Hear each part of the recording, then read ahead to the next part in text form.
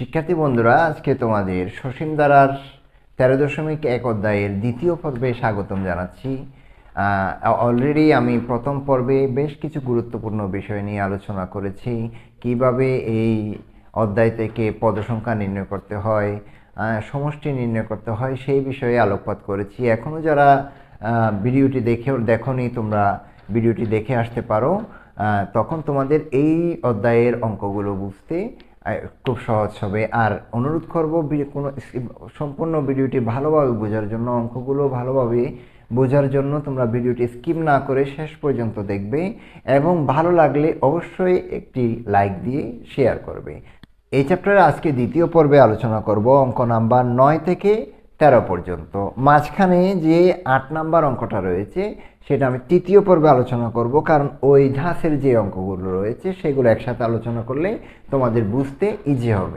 9 number অঙ্কটা যে ধারাটা দেওয়া আছে সেটা হচ্ছে কি 1 + 3 + 5 + 7 প্লাস ডট ডট ডট দিয়ে ধারাটির n পদের সমষ্টি নির্ণয় করতে বলা হয়েছে। n পদের সমষ্টি তোমরা আগে থেকেই নির্ণয় করতে জানো, তারপরেও যেহেতু করছি ধারাবাহিকভাবে, তোমরা যে অঙ্কটা বাসায় সমাধান করেছো আমার সাথে মিলিয়ে নাও হচ্ছে কিনা। দেখো 9 n পদের সমষ্টিটা নির্ণয় করতে হবে, খুব ইজি।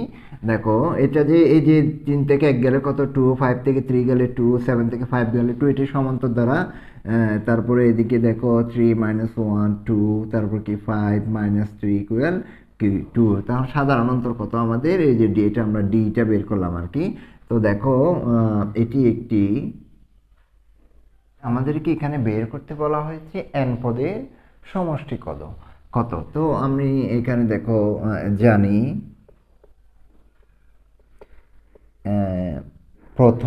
এখানে প্রথম কথাটা লিখবা, হ্যাঁ, n পদের সমষ্টি s n equal n/2 twice a plus n minus 1 into d।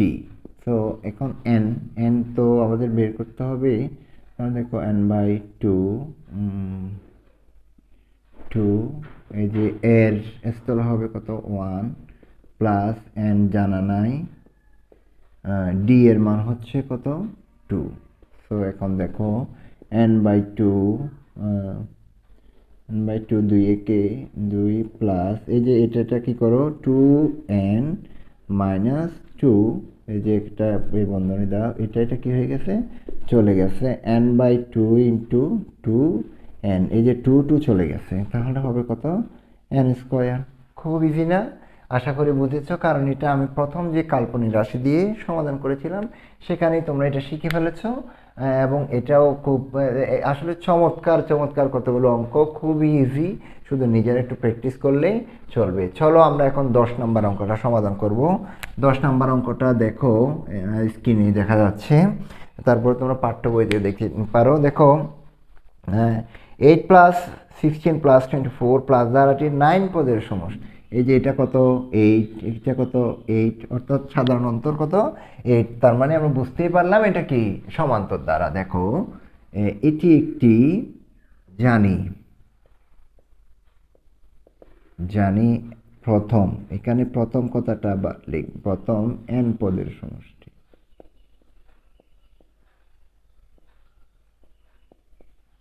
n পদের সমষ্টি Sn equal n/2 twice a plus n minus 1 into d। সুতরাং এই যে প্রথম 9টি পদের সমষ্টি s, n এর জায়গায় শুধু আমরা কি বসাবো 9, এখানে 9 2 প্লাস 2, এর মান কত, এর মান আমরা 8 প্লাস n হচ্ছে কত 9 minus 1, d এর মান হচ্ছে কত, এর মান হচ্ছে হ্যাঁ 8, d এর মানও কি 8। সো দেখো এখন দেখো 9/2, 8 দ্বিগুণে কত হয় 16, প্লাস 9 থেকে 1 গেলে কত 8, 8 8 64 64। এখন দেখো 9/2 ইন্টু এই যে 64 আর 16 যোগ করলে কত হয় 80। 80টা বসাও, এই যে 80, এটাকে যদি কাটাকাটি করে আমরা পাবো কত 40, তাহলে এটা গুণ করে 4 নং 36, 360। 9 পদের সমষ্টি 360। শিক্ষার্থী বন্ধুরা, আমরা 11 নম্বর অঙ্কটি সমাধান করব। খুবই মজার একটি অঙ্ক, তোমরা একটু মনোযোগ দাও। মনোযোগ দিলে দেখবা কত সহজে আমরা অঙ্কটা সমাধান করতে পারি। দেখো ধারাটিতে যে প্রশ্নটি দেওয়া হয়েছে স্ক্রিনে বেশি উঠছে, দেখো 5 + 11 + 17 + 23 plus dot dot dot 59 equal কত? হ্যাঁ, একটু মনোযোগ দাও। দেখো ধারাটি যদি আমরা একটু পর্যালোচনা করি, এখানে যে সংখ্যাগুলো রাশিগুলো দেওয়া হয়েছে শেষে দেওয়া হয়েছে কি ইকুয়াল, অর্থাৎ যোগ চিহ্ন দিয়ে ইকুয়াল দেওয়া হয়েছে। অর্থাৎ তোমাকে যদি মনে করো তোমার আব্বু 100 টাকা দিল, তোমার আম্মু 100 টাকা দিল, তোমার চাচা 500 টাকা দিল, আরেকজন 1000 টাকা দিল, এগুলো তুমি সবগুলো যোগ করছো সমান, অর্থাৎ এখানে তোমাকে সমষ্টি বের করতে বলা হয়েছে।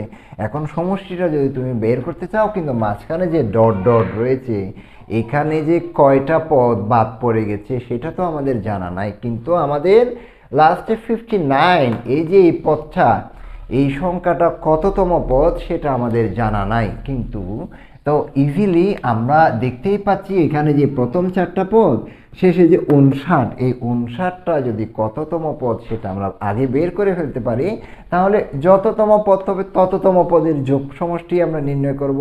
আশা করি বিষয়টি বুঝেছো।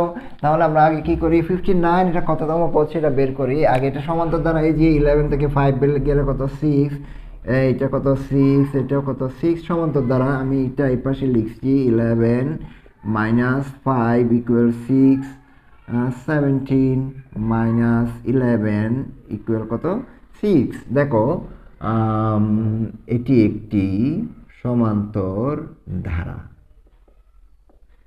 যার প্রথম পদ সাধারণ অন্তর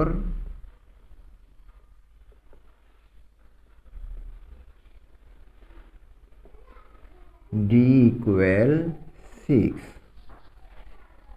এখন আমরা এই যে এটা কততম পদ জানি না, তাহলে লিখব মনে করি nতম পদ 59, বা এই যে nতম পদের সূত্র আমরা অলরেডি জানি 59, বা a = 5 প্লাস n আমরা জানি না, d আমরা জানি 6 = 59, বা এই যে 5 প্লাস এটা কি করো, গুণ করো, প্লাস আগে প্লাসে প্লাসে প্লাস 6n প্লাসে মাইনাসে মাইনাস 6 ইকুয়াল কত 59, বা এখন 6 থেকে 5 গেলে কত হয়, এই যে 6n মাইনাস 1 ইকুয়াল 59। এখন 1টাকে আমরা কি করি, পক্ষান্তর করে ফেলি, 59 ইকুয়াল প্লাস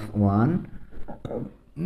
দেখো এখন আমরা 6কে পক্ষান্তর করি, n ইকুয়াল কত 6, 60 ইকুয়াল 6, 10, সুতরাং n ইকুয়াল 10। দেখো আমরা কত সহজে বের করে ফেললাম এই যে 59টা কততম। আমরা এখন শিওর হলাম এখানে পদ আছে কয়টি, এখানে টোটাল পদ রয়েছে 10টি। এই 10টি পদের সমষ্টি আমরা এখন বের করব। দেখো এই পাশে আমি জানি প্রথম n পদের সমষ্টি s n ইকুয়াল, সুতরাং প্রথম জাস্ট কি লিখবো কি 10 পদের সমষ্টি s, এই যে n এর জায়গায় 10 বসালাম, n এর জায়গায় 10, 2 এর মান কত 5 প্লাস n এর মান কত 10, 1 d হলো কত 6 ইকুয়াল, এই যে এটা কেটে ফেলো 5, তো 5 দ্বিগুণে কত 10 প্লাস 6 নং 54। এখন দেখো 5 ইন্টু 54 আর কত 64 ইকুয়াল 320। দেখো বন্ধুরা আমরা কত সহজে অঙ্কটা সমাধান করে ফেললাম। আমরা এখানে যে কয়টি পদ আমাদের জানা ছিল না, সেই জন্য আমরা এখানে এই পদটা কততম পদ সেটা বের করলাম। এটা যখন বের করতে পেরেছি আমরা এটা পেলাম 10, এটা হচ্ছে 10তম পদ। তো 10টি পদের সমষ্টি আমরা দেখতে পাচ্ছি কত 320। হ্যাঁ, এখন একই রকম প্রশ্ন হচ্ছে আমাদের 12 নাম্বার অঙ্কটা, এটা নিজেরাই প্র্যাকটিস করবে। হ্যাঁ, আশা করি তোমরা পারবে, না পারলে আমাকে কমেন্টে জানাবে। 13 নাম্বার, কোন সমান্তর দ্বারা 12তম পদ 77 এবং এর প্রথম 23টি পদের সমষ্টি কত? বন্ধুরা, আমরা এই ধারাটি পর্যালোচনা করলেই দেখতে পাবো এই ধারায় আসলে কোনো পদ, প্রথম পদ, দ্বিতীয় পদ এরকম কোনো কিছু দেওয়া নেই, সাধারণ অন্তর দেওয়া নেই। জাস্ট আমাদেরকে একটা তথ্য দেওয়া হয়েছে, সেটা হচ্ছে কি সমান্তর দ্বারার 12তম পদ হচ্ছে কত? 77, এবং সেখান থেকে আমাদের 23টি পদের সমষ্টি আমরা কিভাবে বের করব। দেখো, আমরা খুব ইজিলি এই প্রশ্নটা সমাধান করব, হ্যাঁ, এবং তোমরা মজা পাবে। মনে করি